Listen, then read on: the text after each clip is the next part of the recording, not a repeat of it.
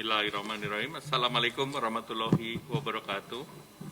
Salam sejahtera bagi kita semua. Om Swastiastu, Namo Buddhaya. Yang kami hormati Pak Menteri Kesehatan, Pak Kepala BNPB, serta teman-teman media cetak maupun media elektronik.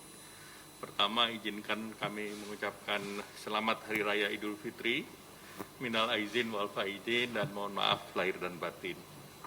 Tadi dalam ratas dengan Bapak Presiden, beberapa hal kami laporkan bahwa perkembangan kasus COVID relatif masih terkendali, di mana kasus aktif nasional adalah 5,2% dibandingkan global yang 11,09, kemudian kasus kesembuhannya adalah 92%, di mana global 86,83 dan kematian kita masih 2,8% dan global 2,07. Nah, kasus aktif nasional mengalami penurunan sebesar 48,6 dari puncak kasus 5 Februari yang lalu, dan kasus aktif adalah pengurangannya 7.595 dalam satu minggu terakhir, sehingga kasus aktif berada dalam kisaran 90.800. Beberapa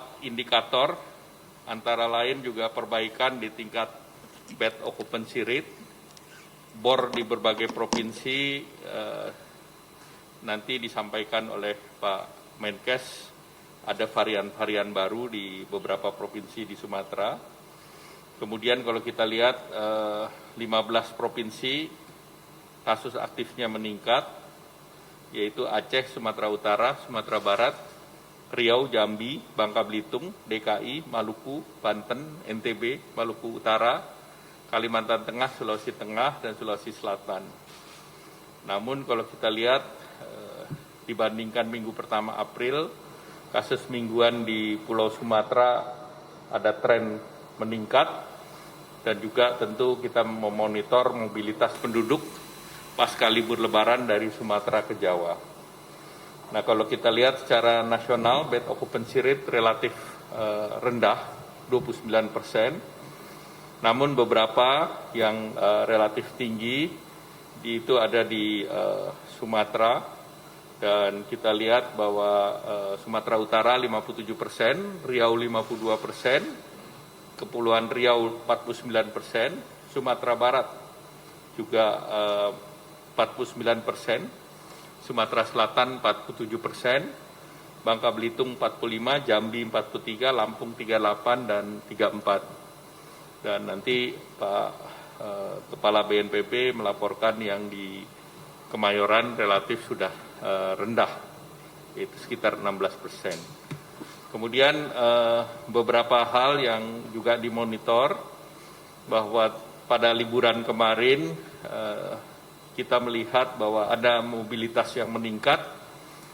terutama di wilayah-wilayah aglomerasi, dan tentu kita lihat beberapa yang mobilitasnya tinggi, yaitu di Maluku Utara, Sulawesi Barat.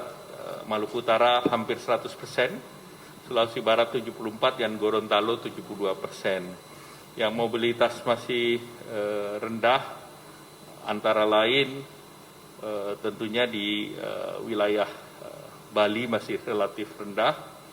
Kemudian juga terkait peningkatan di tempat wisata. Jadi kalau diperbandingkan di wilayah oranye, beberapa yang masih dibuka, dan ini yang kemarin diarahkan pada pemerintah daerah untuk menutup lokasi-lokasi yang di daerah oranye, dan terjadi kenaikan signifikan di wilayah oranye di beberapa kota seminggu sebelum Lebaran dan 4 hari di weekend pada saat Lebaran, yang kenaikannya 38 sampai 100%, terutama di Jakarta, kemudian juga di Subang dan Pangandaran. Kemudian pemerintah juga memberlakukan random test untuk beberapa provinsi yang menuju Jakarta di Jawa, dan tentunya ini tadi arahan Bapak Presiden untuk memperkuat PPKM Mikro, baik di tempat mereka berangkat maupun di tempat tujuan di daerah di Jakarta misalnya. Kemudian khusus untuk yang dari Sumatera dilakukan mandatory check di Pelabuhan Bakahuni dan juga di tempat mereka berangkat. Tentunya kita berharap bahwa mereka yang masuk ke Jawa, terutama dari wilayah yang naik itu sudah aman dari COVID. Kemudian tentunya beberapa hal yang juga dilaporkan terkait dengan realisasi pemulihan ekonomi.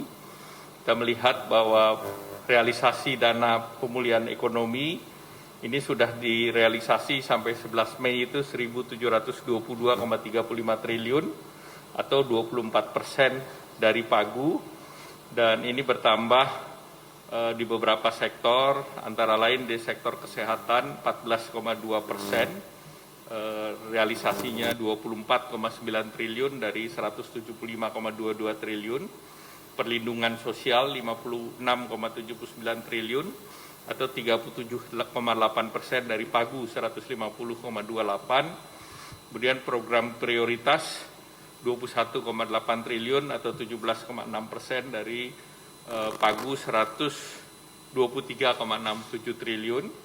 Kemudian dukungan UMKM sudah 42,03 triliun atau 21% dari 193,53, dan juga insentif usaha sebesar 47%.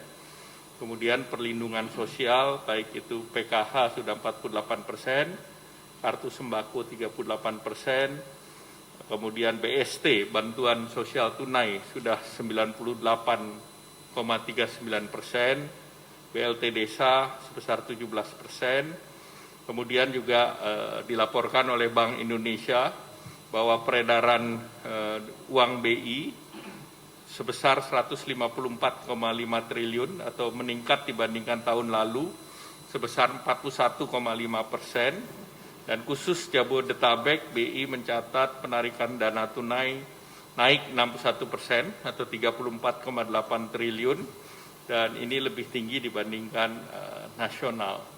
Nah, kemudian tentunya pelarangan mudik melalui PPKM juga telah mendorong adanya belanja di wilayah aglomerasi. Kemudian kalau dilihat dari pertumbuhan secara spasial, kita lihat bahwa sektor-sektor pertanian, pengadaan listrik, air, informasi komunikasi, keuangan, dan kesehatan itu sudah positif, dan ada beberapa daerah yang masih membukukan pertumbuhan negatif, dan 10 daerah yang sudah tumbuh positif adalah Riau 0,41%, Papua 14,28%, Sulawesi Tengah 6,26%, Jogja 6,14%, Sulut 1,87%, Sultra 0,06%, NTT 0,12%, Papua Barat 1,47%, dan Babel 0,97%, dan Maluku Utara 13,45%. Nah, di dalam catatan kami juga terlihat beberapa daerah menyumbangkan pertumbuhan terbesar, antara lain tentunya 10 provinsi besar yang menyumbang sekitar 77,71%.